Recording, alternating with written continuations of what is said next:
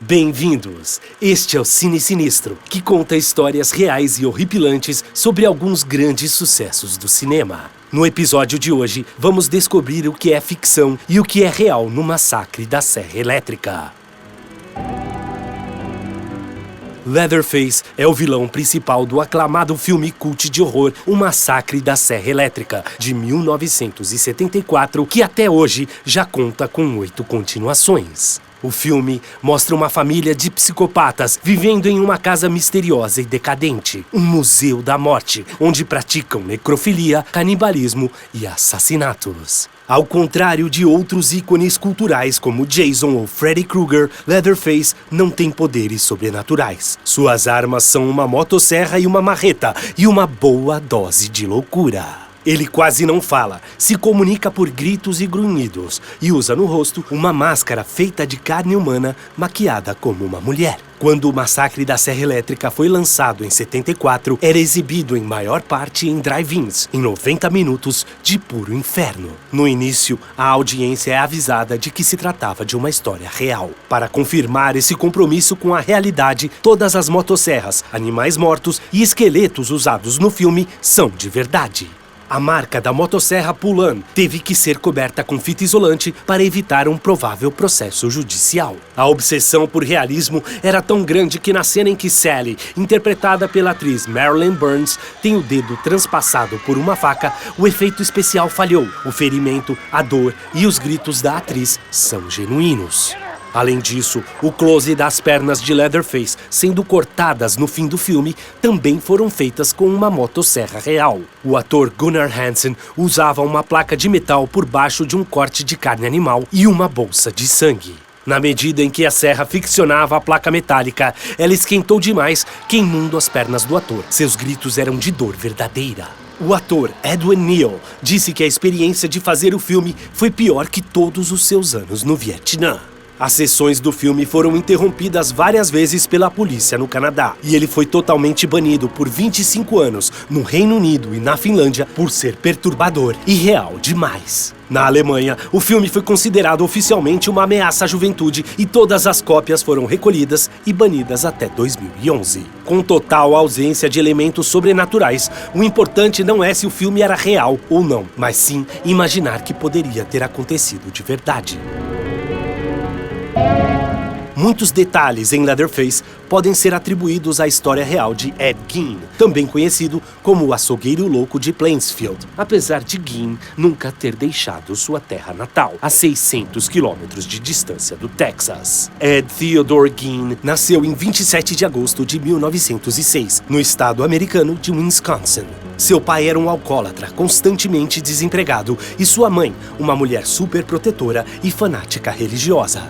Por anos, Ed e o irmão mais velho Henry viveram em uma família desajustada e violenta na fazenda da família. Sua mãe, Augusta, era uma luterana fundamentalista e mal permitia que os filhos fossem à escola ou tivessem amigos, para que estes fossem poupados das imoralidades do mundo. Segundo ela, todas as pessoas eram diabólicas e todas as mulheres eram prostitutas. Augusta lia para os meninos trechos específicos do Velho Testamento Bíblico, geralmente relacionados à morte, violência e castigo divino. Com um olho maior que o outro e uma tendência à homossexualidade, Ed se tornou vítima preferencial de bullying entre colegas e professores. Apesar de tudo, era um aluno brilhante, particularmente no estudo de literatura e economia. Após a morte de seu pai, houve um incêndio próximo à propriedade. Ed Gein reportou à polícia o desaparecimento de seu irmão, porém, estranhamente, soube indicar precisamente onde o cadáver poderia ser encontrado. Apesar das evidências como um ferimento na cabeça, as investigações concluíram que Henry morreu asfixiado combatendo o fogo. Ed passou então a viver com a mãe, que morreu no ano seguinte após uma série de derrames cerebrais. Ele se viu sozinho na enorme casa da fazenda, solteiro aos 39 anos, convivendo com os fantasmas das lembranças de sua mãe superprotetora, cujo quarto foi mantido intocado desde o dia de sua morte. A fazenda recebia subsídios federais e Ed Gein fazia pequenos serviços para uma renda extra, como babá para os filhos de seus vizinhos. anos. O velho louco Ed, como era conhecido na cidade, começou a ter um crescente interesse sobre a anatomia feminina, além de uma fascinação pelas atrocidades causadas pelos nazistas na Segunda Guerra Mundial e os experimentos médicos realizados em judeus nos campos de concentração. Em pouco tempo, ele começou a exumar corpos de mulheres nos cemitérios locais, levando-os para casa, onde eram cuidadosamente desmembrados e dissecados. Posteriormente, decidiria usar corpos frescos e passou a capturar e matar mulheres com idade aproximada de sua mãe, como Mary Hogan, de 57 anos, possivelmente a primeira vítima do assassino.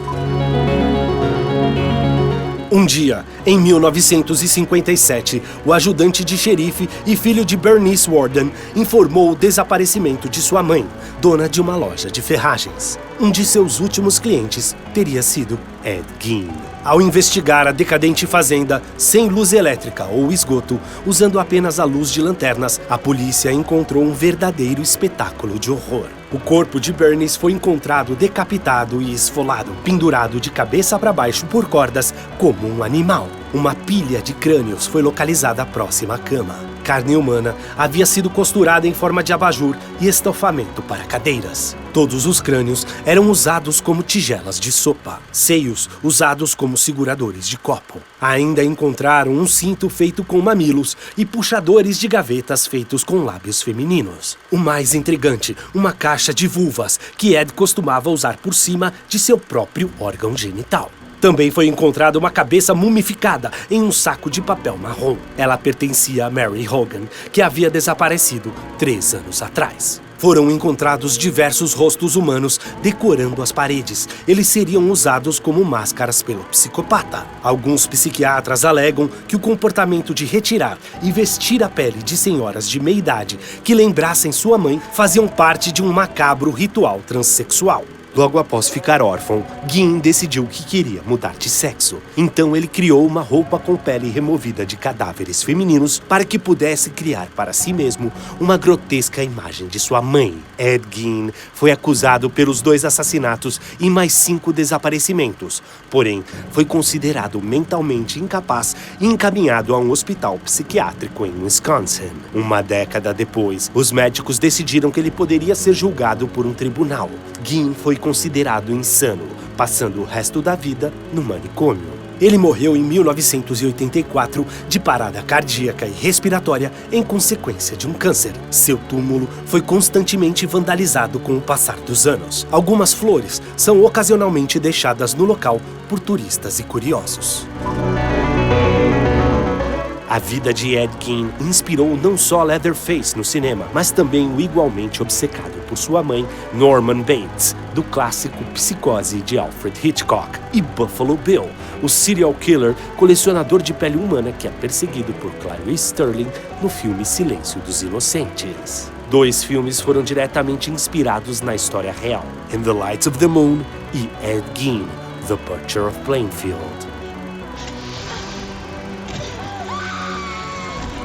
Um dos criadores do filme O Massacre da Serra Elétrica, Tobe Hooper, confessou que se espelhou em Ed Gein para criar sua família monstruosa de canibais, necrófilos e ladrões de tumba em uma casa repleta de animais empalhados e objetos mórbidos. Essa foi a história que inspirou alguns dos mais conhecidos personagens do cinema de horror, incluindo Leatherface. Aos poucos, Ed Gein caiu no esquecimento, mas seus feitos bizarros continuam chocando e despertando nossos medos mais íntimos até hoje.